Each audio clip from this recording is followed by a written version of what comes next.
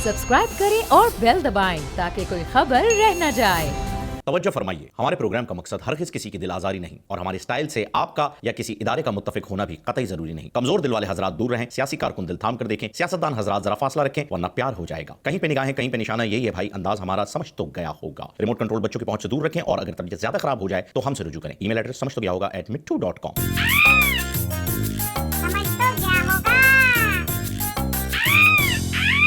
अस्सलाम वालेकुम नाज़रीन, आपको खुशामदीद कहते हैं आपके पसंदीदा प्रोग्राम समझ तो गया होगा में। मैं हूं आपका मेज़बान खुसूसी मिट्टू और मेरे साथ तशरीफ रखते हैं फ़हीम खान। नाज़रीन, आपको बताते चलें कि सबसे बड़ा मसला इस वक्त कराची में नहीं वो आबादी बढ़ने का दूसरा बड़ा मसला है, बड़ा मसला पहला वाला अलग है जी। सबसे बड़ा मसला इस वक्त कराची में है कचरे का। जी हाँ नाजरीन, हर पार्टी का रहनुमा आकर के कहता है कि जी मैं कचरा साफ करूंगा, मैं कचरा साफ करूंगा, लेकिन वो सिवाय मजीद कचरा फैलाने के और कुछ नहीं कर पाता। गुज़िश्ता दिनों में वसीम अख्तर साहब ने, जो कि मेयर कराची भी हैं, उन्होंने साबका मेयर कराची जनाब मुस्तफ़ा कमाल साहब को हायर किया कि जी आप 3 महीने में कचरा साफ कर दें। फिर उन्हें पता चला कि नहीं यार, ये तो इंडिया में एक फिल्म भी आ चुकी है ऐसी और मेरा भी वही वाला हाल हो जाएगा। तो अगले दिन उन्होंने वो नोटिफिकेशन कैंसिल भी कर दिया, ये कह करके कि बड़े बदतमीज शख्स हैं सर। तब हम रोटी को चोची नहीं कहते वसीम भाई, कसम से बिल्कुल भी नहीं कहते। लेकिन मुस्तफ़ा कमाल साहब के एंड टाइम सिर्फ इतना कहना चाहेंगे कि मुस्तफ़ा भाई आपके साथ एक छोटा सा प्रैंक हुआ था, उधर कैमरा है उसमें देख के हाथ हिला दें प्लीज़, थैंक यू। ये प्रैंक करने वाले जो प्रैंकस्टर्स थे उनका नाम है वसीम डेंजर वो 4-5 साल पहले थे। समझ तो गया होगा। और नाजरीन, बदलता है रंग आसमां कैसे कैसे, जमीन खा गई नौजवान कैसे कैसे। जब भी हम बात करते हैं जवान के, हमारे जहन में आ जाते हैं कैप्टन सफदर। जी हाँ, क्योंकि उनका मानना यह है अभी तो मैं जवान हूं। बहरहाल कैप्टन सफदर साहब ने नैब की अदालत के अहाते में पुलिस पर हमला किया और हाथापाई करने की कोशिश भी की, लेकिन एंड टाइम के ऊपर उनकी बचत हो गई और लोगों ने उन्हें बचा लिया। लेकिन कैप्टन सफदर साहब का क्या मौक़िफ़ है? उन्होंने ये कहा है भाई मुगालता हो गया था, गलतफहमी हो गई थी, मुझे लगा कि मरियम को रिहा कर रहे हैं, इसलिए मैं कुट लगाने गया था उनकी कि यार इतनी जल्दी 15 दिन का रिमांड है यार, आप 5 दिन में कैसे छोड़ सकते हैं? अगले ने सेटिंग बनाई हुई है यार, आप कैसे छोड़ रहे हैं?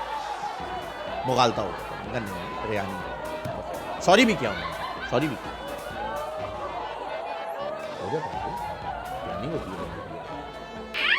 समझ तो गया होगा। और नाजरीन, मशरिकी लड़की के बारे में बड़ी मिसालें मशहूर हैं कि जी मशरिकी लड़की जो है उसमें बड़ा अदब होता है, बड़ा एहतराम होता है, बड़ा लिहाज होता है। लेकिन ये मशरिकी बीवी जो दुबई में रहती है, इसने इन तमाम मिसालों को परे करके एक अपनी मिसाल, एक अपना लेवल सेट कर दिया और बीवियों को ऐसा होना चाहिए। बिल्कुल, दुबई में एक खातून ने, एक बीवी ने अपने शौहर के खिलाफ रिपोर्ट करवा दी है कि ना मेरा शौहर मुझसे लड़ता है, ना झगड़ता है, ना घर का कोई काम करने देता है, खुद ही सारे काम कर लेता है। मैं सुबह उठती हूँ, पोछा भी लगा चुका होता है, झाड़ू भी लगा चुका होता है, बर्तन भी धो चुका होता है, मैं झगड़ूं किससे? इसलिए वो लड़की तलाक चाहती है।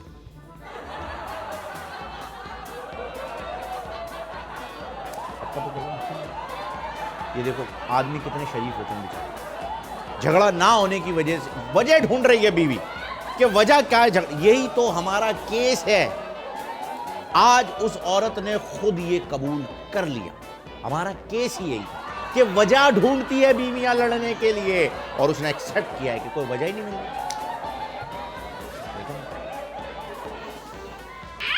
समझ तो गया होगा। और नाजरीन, कहते हैं कि हर जमाने में शराफत का लेवल टेस्ट होता रहता है। किसी ज़माने में शरीफ इंसान वो था जो बड़ा नेकूकार हुआ करता था, फिर उसके बाद कोई परहेजगार होता था, वो शरीफ इंसान होता था। अब आज के दौर में माना यह जाता है कि शरीफ इंसान वो है जो वाईफाई होने के बावजूद रात को 1 बजे सो जाए, जैसे कि मियां नवाज शरीफ साहब अडियाला में सुना है 1 बजे सो जाए, पर उनके पास तो वाईफाई नहीं है, लेकिन शरीफ तो है ना। और नाज़रीन, फरागत जो है वो इंसान को अंदर से खा जाती है। कहते हैं खाली दिमाग शैतान का घर होता है। अगर आप फारिग बैठे हुए हैं तो आप शैतानी बातें सोचेंगे। और इसका मेरे आने वाले वाक़ये से कोई ताल्लुक़ नहीं है, बस ये ऐसे ही मैंने एग्जाम्पल दे दी थी। हुआ यह है कि जरदारी साहब ने कहा है आने वाले दिनों में रावलपिंडी का मौसम बदलेगा। अगर ऐसा हो गया तो यकीनन जरदारी साहब बैकअप प्लान तैयार कर रहे हैं। एक आस्थाना बनाएंगे, वहां पर बैठेंगे और वहां लोगों की कतारें लगी हुई होंगी जो उनसे बॉन्ड का नंबर, आंकड़े का नंबर, रिक्शे का नंबर, पता नहीं कौन कौन से नंबर पूछने के लिए आएंगे, लॉटरी नंबर पूछने के लिए आएंगे। और फिर जरदारी साहब वहां पर बैठकर सबको बताएंगे, जाओ बच्चों, सींग लेकर आ फलां का, नाखून लेकर आ फलां जानवर का। मतलब कोई गेम चल रहा है, बैकअप प्लान बन रहा है, प्लान बी पे काम हो रहा है। ये इस बात से समझ तो गया होगा। दोस्तों, आज मैं बहुत उदास हूं। आज मेरा दिल खून के आंसू रोया और ये मोटी मोटी बातें मेरी समझ में आने लगी जो कि उर्दू की गहरी लुगत में शामिल होती हैं, जो सरहद के उस तरफ गुलजार साहब बताते हैं और सरहद के इस तरफ अनवर मकसूद साहब। आज उनके मायने मेरे सामने खुलना शुरू हुए और मैंने अपने आप को बड़ा तन्हा पाया। आज मैं नाई के पास गया और मैंने उससे अर्ज किया और नाई की आंखों में भी मेरी बात सुनकर ज़ारो कतार आंसू आ गए। मैंने उससे कहा, भाई बाल इतने छोटे कर दो कि बीवी के हाथ में ना आ सके। बस ये सुनना था और नाई ने मेरे कंधे पर हाथ रखकर कहा, सर बी पॉजिटिव, आप अकेले नहीं। आपको क्या लगता है मैं गंजा क्यों? बहरहाल ये बी पॉजिटिव वाली लाइन जो है, ये ब्लड ग्रुप के अलावा जहां पर भी लगाई जाती है, इंसान को यही शक होता है कि यहां कोई लोचा है, कोई गड़बड़ है।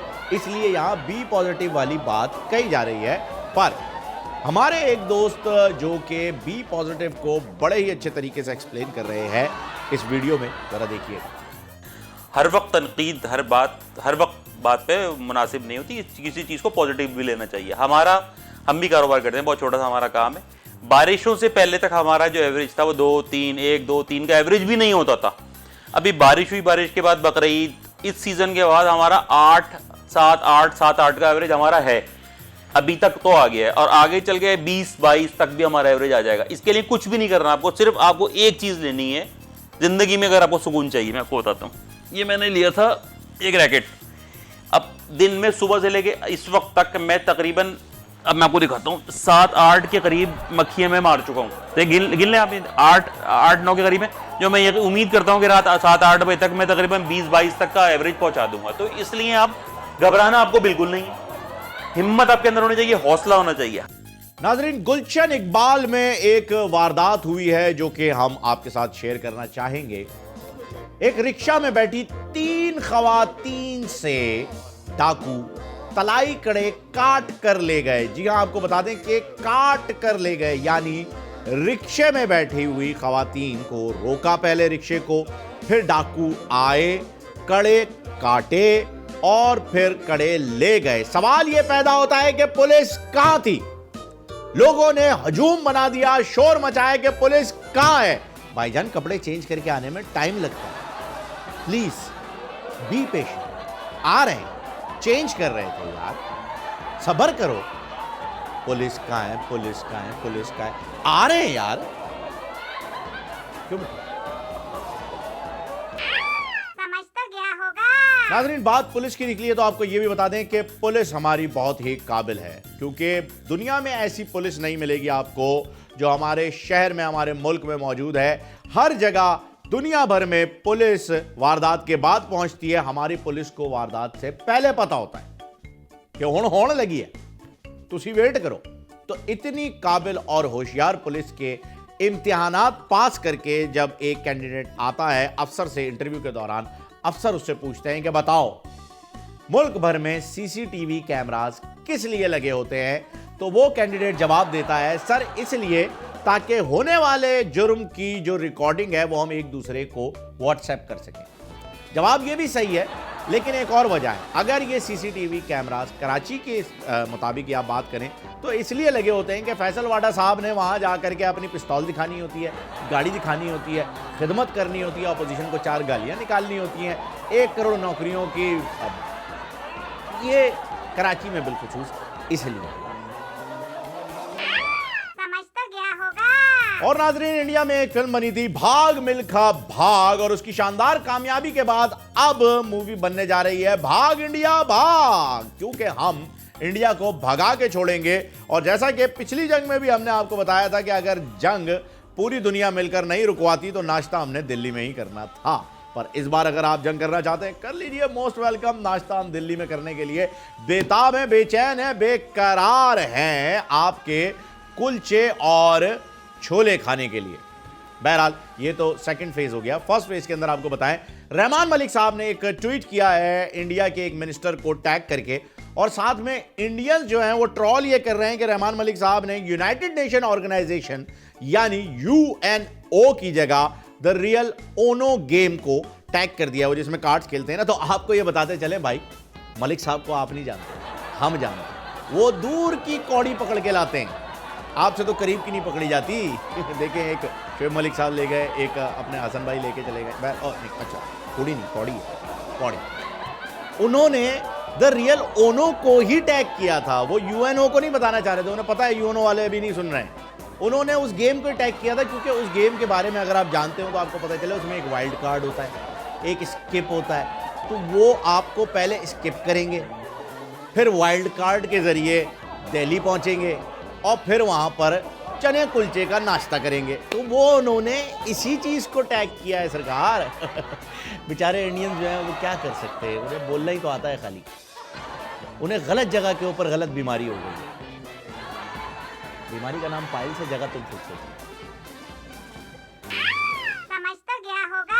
और नाज़रीन, बात हो रही है भारत की, तो आपको यह भी बता दें कि भारत के सूबे बिहार के साबिक वजीर आला जगन्नाथ की आखिरी रसूमात के मौके पर जब उन्हें आखिरी सलामी देने का वक्त आया, एक स्टेट लेवल पे उनके जो है वो फ्यूनरल अरेंज किया गया था। तो 22 राइफल्स की सलामी देनी थी, जिसमें 22 के 22 पुलिस एहलकारों की राइफल्स नहीं चली, किसी एक की राइफल भी नहीं चली उन्हें सलामी देने के लिए। अब आप खुद अंदाजा लगा लीजिए किस लेवल का बंदा था। मतलब राइफल्स ने मना कर दिया, ना मैं ना चलनी। ओ भाई, सलामी देने के लिए राइफल ने मना कर दिया। राइफल ने, जो कि एक बेजान चीज है, उसने कहा मैं ही नहीं चलनी, हुण कर लो जो करना है, मैं चलनी ना। ऐसे तो बेचारों के हालात। और उसके बावजूद नेटफ्लिक्स के ऊपर बना रहे हैं प्राइड ऑफ ब्लड। अबे फिक्शन पे ही जियोगी क्या है? उधर हाफिज को मार दिया, इधर हमने जो है जी डी को उड़ा दिया, उसको ये कर दिया, इसको वो कर दिया। ओ भाईजान, हकीकत की दुनिया में भी तो आओ। हकीकत की दुनिया में क्या हो रहा है? दुबई में जाके देखे क्या हो रहा है, इंडियन क्या कर रहा है। बेचारे एक कमरे के अंदर 20-20 लोग सोते हैं। समझ तो गया होगा। और नाज़रीन, बारिशों के बाद मक्खियों की बारिश हुई, और मक्खियों की बारिशों के बाद अब डेंगू फैलने का खदशा है। मुताल्लिका हुक्काम ने प्लान तैयार कर लिया। अब जरा प्लान पर नजर डाल लेते हैं कि यह हंगामी प्लान क्या तैयार हुआ है। इस प्लान में है 5 दर्जन केले, 5 किलो सेब, 4 बड़ी वाली कोल्ड ड्रिंक की बॉटल्स और 12 किलो बछिया के गोश्त की बिरयानी की देग। गालिबन ये प्लान जो तैयार हुआ है, ये कराची से बाहर किसी अच्छे स्पॉट पे, गोरख हिल वगैरह पे जा करके पिकनिक मनाएंगे, ताकि जब तक यहाँ डेंगू का खतरा है 2-3 दिन वो लोग वहाँ पर आराम से गुजार लें और छुट्टियों के बाद यहाँ पर आएं।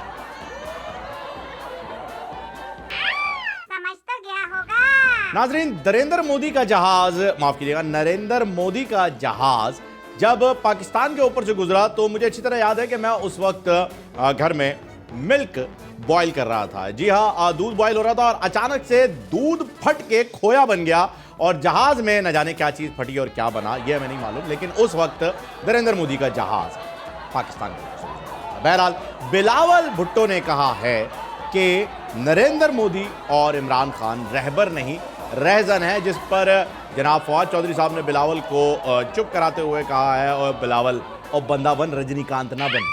समझ तो गया होगा। और नाजरीन, ये मई का जो महीना है, मई का जो महीना है, ये कराची वालों के लिए कुछ ज़्यादा ही भारी हो गया है।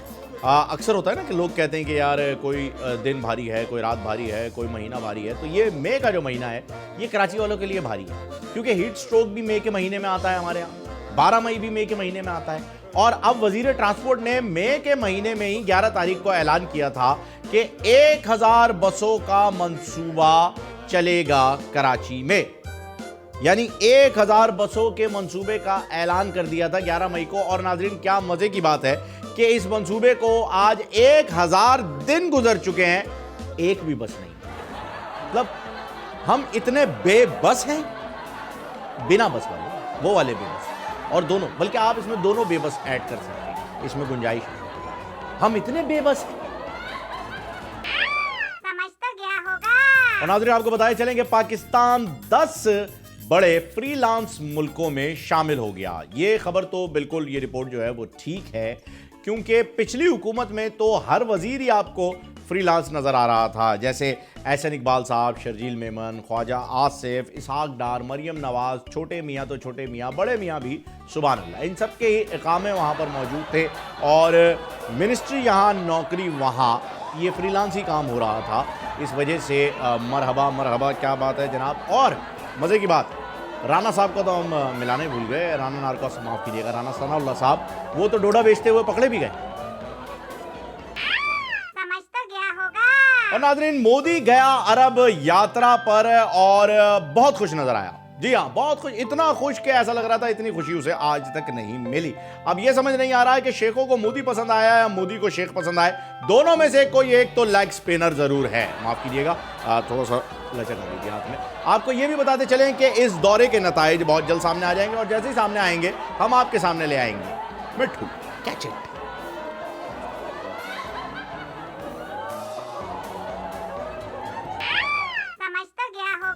और नाज़रीन, आजकल कराची के अहम बड़े मसाइल में एक और बड़े मसले का इजाफा हो गया है, जो कि है मक्खियां।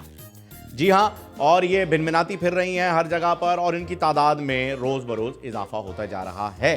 टीवी पर भी मॉर्निंग शोज में हमने देखा है कि लोग अक्सर आपको मक्खियां भगाने के मशवरे देते हुए तो नजर आ रहे हैं, लेकिन कोई हुकूमती नुमाइंदों को पकड़ के ये क्यों नहीं कह रहा भाई स्प्रे कर दे, जान छूट जाएगी। इस दौरान हमें कहीं पर भी मक्खी मारने का स्प्रे होते हुए नहीं दिखा, क्योंकि कोई कर ही नहीं रहा, क्योंकि कोई प्रॉब्लम ही नहीं है, क्योंकि जो यहां पर मिनिस्टर्स हैं वो ईद मनाने के लिए अपने गांव गए हुए थे। अब जब वो वापस आएंगे तो पता चलेगा कि अच्छा जी मक्खियां आ गई। ऐसा है, ऐसा ही है। समझ तो गया होगा। और नाज़रीन, बड़ी दिलचस्प खबर आपके सामने लेकर आएंगे सऊदी अरब के एक शेख की, जिसने गलती से बेटे की सालगिरह पर उसे एक की बजाय 2 एयरबस तैयारे खरीद के दे दिए। जी हां, गलती ये हुई कि उस शेख को अंग्रेजी ठीक से नहीं आती थी और जब एयरबस खरीदने के लिए उसकी बात फोन पे हो रही थी तो उन्होंने एक की बजाय दूसरा तैयारा भी साथ में चिपका दिया, जिस पर अरबी शेख को पहले ये तो लगा कि यार काफी महंगा है, पर उसने कहा कि हो money no problem, no problem, no problem, वल्ला वल्ला money no problem, we have oil, तो वी हैव गोल्ड। वो उन्होंने निकाल के दे दिए। जब तैयारों की डिलीवरी लेने का वक्त आया तो उन्हें पता चला कि एक की बजाय 2 तैयारे आ गए हैं। फिर खैर एक उन्होंने अपने कज़न को गिफ्ट कर दिया, एक बेटे को दे दिया। कहना मुझे ये था कि सर अगर बात तैयारे की थी तो राना सनाउल्लाह साहब से कांटेक्ट कर लेते, सस्ते में काम छूट जाता।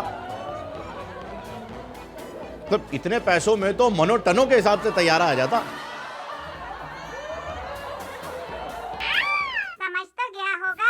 और नाजरीन, दूध की बढ़ती हुई कीमतों को देखते हुए कमिश्नर कराची ने नोटिस ले लिया। जी हां, यह बड़ी अच्छी खबर है कि बढ़ती हुई दूध की कीमत की रोकथाम के लिए कमिश्नर कराची ने नोटिस लिया, दूसरे हाथ से पकड़ा और डस्टबिन में भी डाल दिया। यानी दूध की कीमत कम नहीं होने वाली है। जानिए, एहतजाज मत करो, आप लाइन में लगो, दूध खरीदो और पियो, कोई फर्क नहीं पड़ेगा।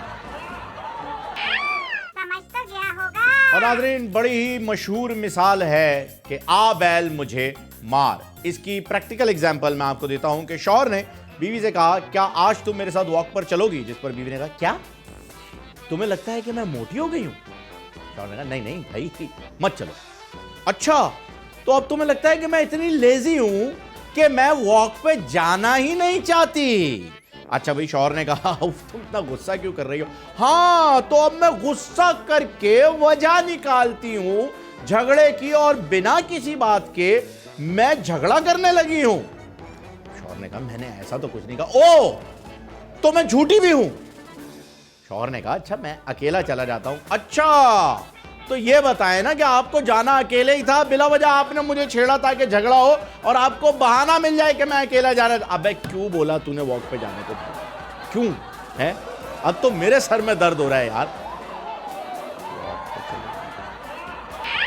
समझ तो गया होगा। नाजरीन कहते हैं कि पढ़ोगे लिखोगे बनोगे नवाब, खेलोगे कूदोगे होगे खराब। जी हाँ, पढ़ना लिखना जरूरी होता है, इसीलिए स्टडीज के लिए भी आपको कहा जाता है कि आप जरूर कीजिए। और आजकल ग्रुप स्टडीज का जो ट्रेंड है वो चल पड़ा है। ग्रुप स्टडीज से कुछ आए ना आए, लेकिन चंद माह बाद अच्छी खबर जरूर आ जाती है कि आप पास हो गए हैं करीब करीब, क्योंकि उसमें कुछ ब्रिलियंट स्टूडेंट भी होते हैं और बहुत से निकम्मे स्टूडेंट भी होते हैं। इस वजह से ग्रुप स्टडीज जरूरी है। मिट्टू, तुम क्या समझे थे?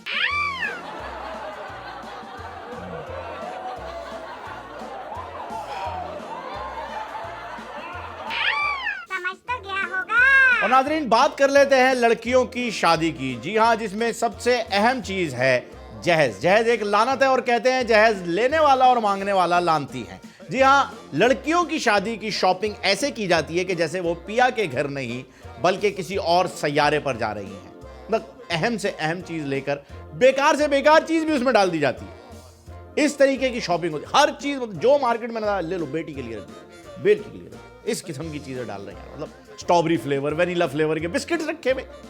बिस्किट्स कौन डालता है यार, मतलब शादी के सामान में। समझ तो गया होगा। और नाज़रीन कहते हैं कि आशिक की है बारात, जरा झूम के निकले, गलियों से चौबारों से जरा घूम के निकले और धूम से निकले। जी हाँ, आशिक की बारात की बात ही क्या होती है, लेकिन बारात से पहले का जो मरहला होता है वो बड़ा ही क्रिटिकल होता है। अब लड़का लड़की के बाप से रिश्ता मांगने के लिए गया और कहता है, सर मैं आपकी बेटी से शादी करना चाहता हूं। जिस पर लड़की का बाप कहता है, ठीक है, ये बताओ बेटा महीने का कमा कितना लेते हो? मतलब अंकल क्या बेचनी है? ऐसे थोड़ा सा तो मतलब ये होना चाहिए, क्या बदतमीज, ये वो, तुम्हारी हिम्मत कैसे हुई, मेरी बेटी एक मछली की है। कुछ नहीं, डायरेक्ट पैसा। बहरहाल उसने पूछा, जी कितने कमा लेते हो? लड़के ने कहा, जी तकरीबन कोई 60,000 रुपए कमा लेता हूं। उस पर लड़की के बाप ने बड़े ही रौब से कहा, तुम्हें पता है मैं अपनी बेटी को 50,000 रुपए महीना पॉकेट मनी देता हूं। लड़के ने आराम से सुना, पानी की एक घूंट पी और कहा, सर वो 50,000 मिला के ही मैंने 60,000 गेम ऑन है दादा। इसीलिए कहते हैं अगर आपका बाप गरीब आदमी है तो यह आपकी किस्मत है, लेकिन अगर आपका ससुर गरीब है तो यह आपकी बेवकूफी है। आपकी बेवकूफी है। समझ तो गया होगा। नाजरीन कहते हैं कि अकल बादाम खाने से नहीं बल्कि धोखा खाने से आती है। इसीलिए इस नाचीज ने अपनी इस छोटी सी अदना सी मुख्तसर सी जिंदगी जो अभी तक नागवार गुजरी है उसमें कई धोखे खाए हैं। मिसाल के तौर पर सेब, अंगूर, अमरूद, जामुन, आलू बुखारे, ये सब मैंने धोकर खाए। नर्सरी लेवल के जोक भी सुनाते हैं हम कभी कभी। ऐसा नहीं है, बचपन भी तो याद आ जाता है ना। मेरे बचपन के दिन कितने अच्छे थे दिन। समझ तो गया होगा। और नाज़रीन, वजीर साइंस की रिसर्च के मुताबिक उन्होंने कहा है कि चाबी से कान साफ करने वाले लोग मोहतात हो जाएं। जी हाँ, क्योंकि कभी भी चाबी घूम गई तो उनके स्टार्ट होने का खदशा है, और अगर कोई शख्स स्टार्ट हो जाए तो उसे रोकना बहुत ज़रूरी होता है। यहाँ पर लेते हैं एक वक्फा, क्योंकि वक्फा भी ज़रूरी है। वज़ारत बहबूद आबादी हुकूमत पाकिस्तान।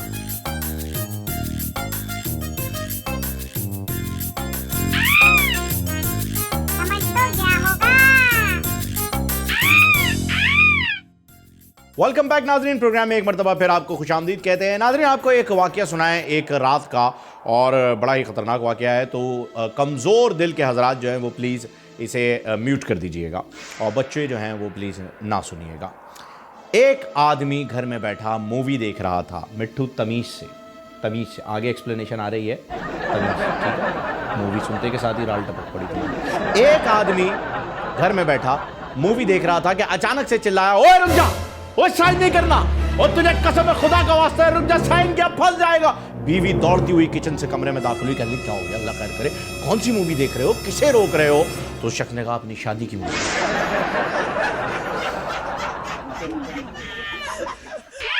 समझ तो गया होगा। और नाज़रीन कहते हैं जो ना मिल सके वही बेवफा। ये बड़ी अजीब सी बात है, और अजीब किसी बात की जहां पर बात आती है तो हम आपको एक अजीबो गरीब बात बता दें कि पिछली हुकूमत से चले आने वाला पिशावर मेट्रो का मंसूबा अभी तक मुकम्मल नहीं हो सका, और अब कहा यह जा रहा है कि 2021 की नई तारीख दे दी गई है। यानी जब हुकूमत मुकम्मल करने वाली थी अपना टेन्योर पिछला वाला, तो दी गई हमें तारीख। उसके बाद जब नई हुकूमत आई तो उसने दी हमें तारीख। उसके बाद जब दोबारा सूबाई हुकूमत आई इनकी तो हमें मिली तारीख। और अब जबकि मेट्रो नहीं बन पा रही तब भी हमें मिली है तारीख। यहां तारीख देने बैठे हो या वीडियो देखो।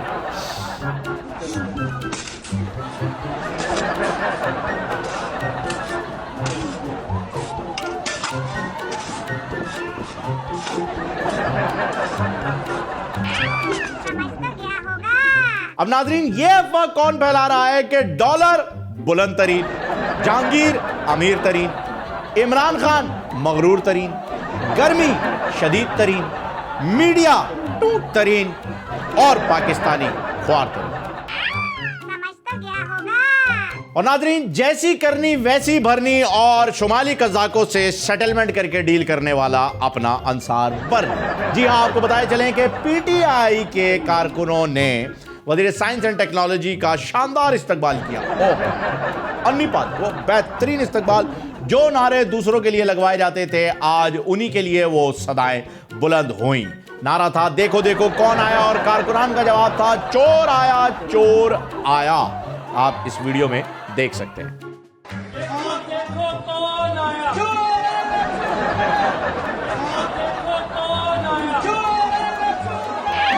समझ तो गया होगा।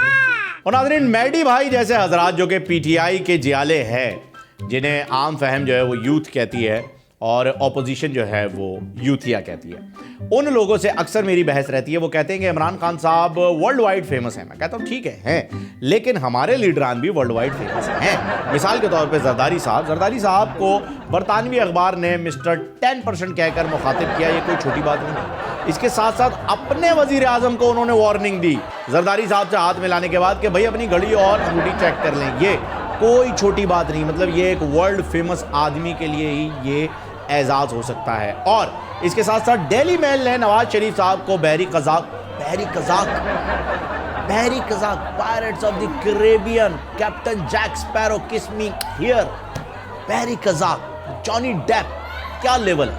और रशियन माफिया से तशबीह दी। Russian mafia, Russia, USSR, America की नाक में दम कर रखने वाला यूएसएसआर, उससे तशबीह दी गई है। कोई छोटी बात नहीं है। करोड़ों की तादाद में दोनों भाइयों पे करप्शन का इल्जाम लगाया डेली में। ये तो इनकी बात हो गई ना, लेकिन बरतानवी अखबार ने शहबाज शरीफ साहब पर, हमारे लीडर शहबाज शरीफ साहब पर ज़लज़ला ज़दगान की इमदाद खाने का इल्जाम भी लगा दिया। तो सड़ो जलो कुड़ो पीटीआई वालों, हमारे लीडर ज्यादा वर्ल्ड वाइड फेमस हैं। बल्कि मैं तो कहता हूं ये वर्ल्ड वाइड वेब है, और वो वाली वेब जिस पे पाबंदी लग गई है। यानी मिठू टोटे टोटे हो गया दिल, टोटे टोटे हो गया। समझ तो गया होगा। ओए ब्यूटीफुल बिल्लो, नखरा तेरा 65 किलो, कदी कट के टाइम गरीबा नू भी मिलो। वजीर रेलवे शेख रशीद साहब का दबंग ऐलान। किसके नाम? बिल्लो ये अबरारुल हक वाली बिल्लो, असाते जाना बिल्लो दे घर, किने किने जाना बिल्लो दे घर, वो वाली वही होगी मिठू, वही होगी नहीं, वही है। समझ तो गया होगा। नाज़रीन, मरियम नवाज का कहना है कि सारे सबूत दे दिए, सब बता दिया कि पैसा कहां से आया, उसके बाद भी नहीं मान रहे।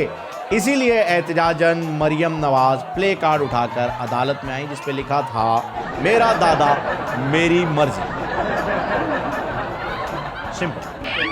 समझ तो गया होगा।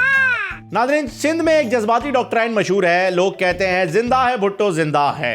अब वो आइडियोलॉजी को जिंदा समझते हैं या शख्सियत को, ये उनका अपना मानना है ना।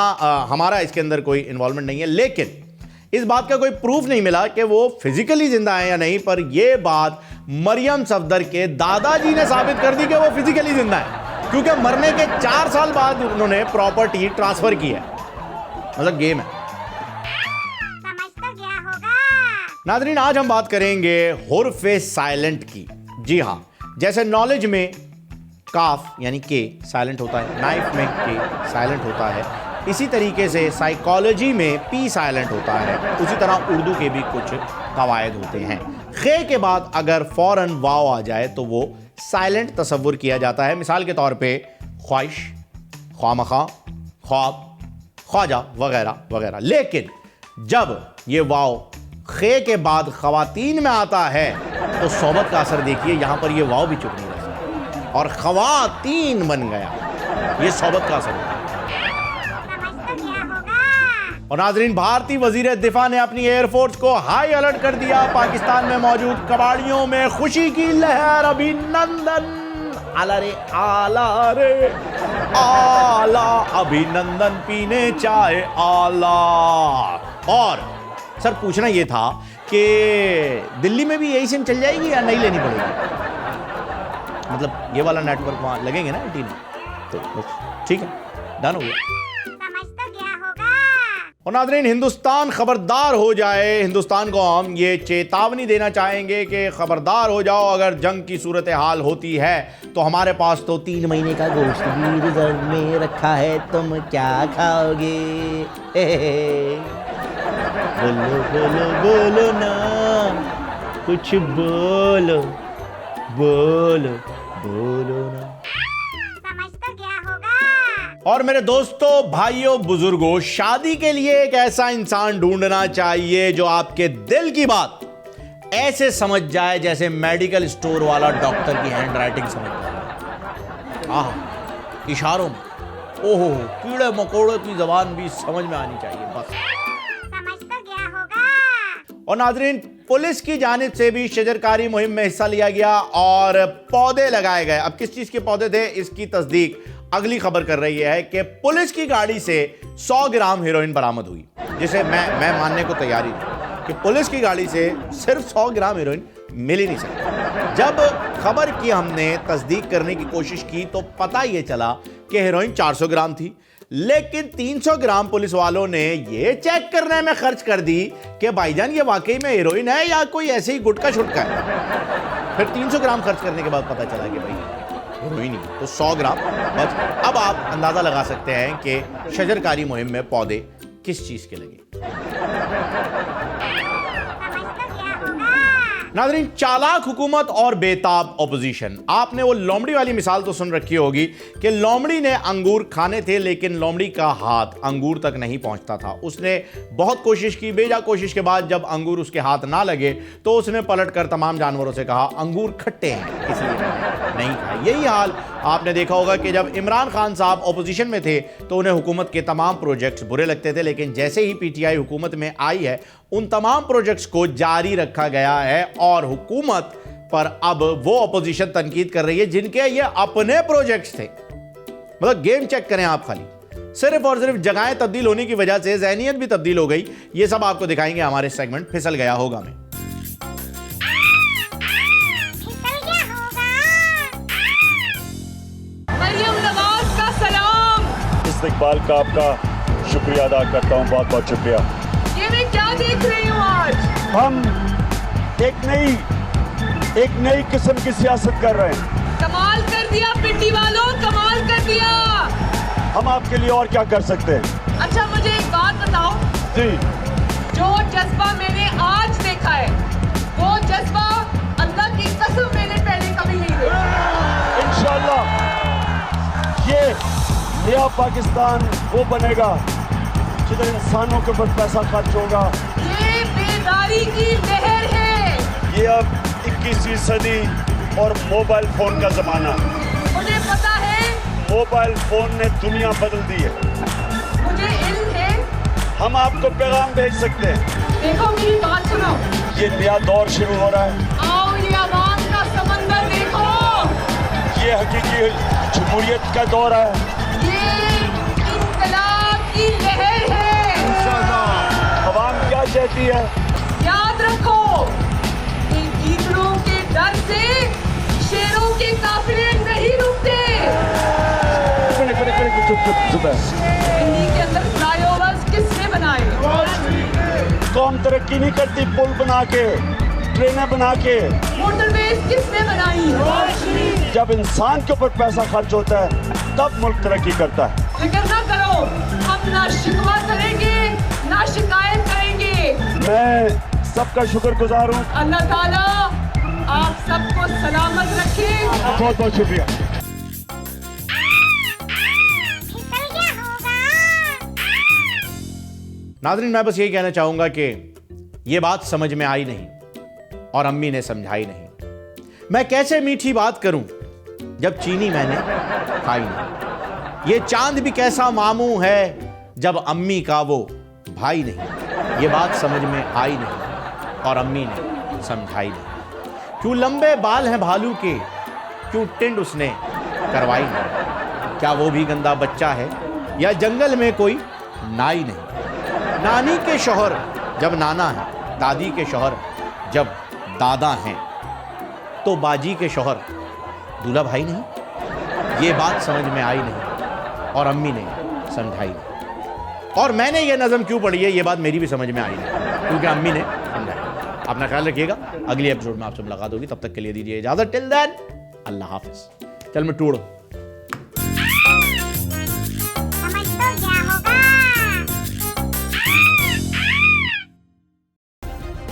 सब्सक्राइब करें और बेल दबाएं ताकि कोई खबर रह न जाए।